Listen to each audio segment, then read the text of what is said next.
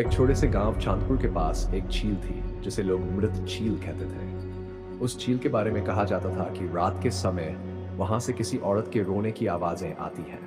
गांव के लोग झील के पास जाने से डरते थे, खासकर रात में। गांव के बुजुर्गों के अनुसार कई साल पहले एक औरत कावेरी अपने पति के साथ इस झील के किनारे रहती थी। एक रात किसी अज्ञात कारण से उसका पति झील में डूब गया। उसके शव को कभी नहीं पाया गया।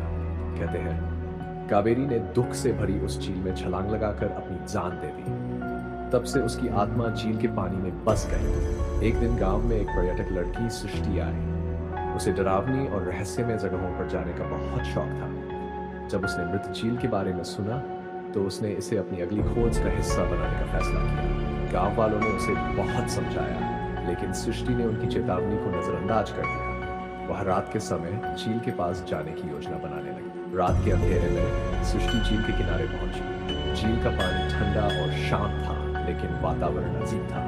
अचानक उसे पानी में हलचल महसूस हुई। कुछ ही पलों में झील के बीच से एक सफेद साड़ी पहने महिला की आकृति उभरी।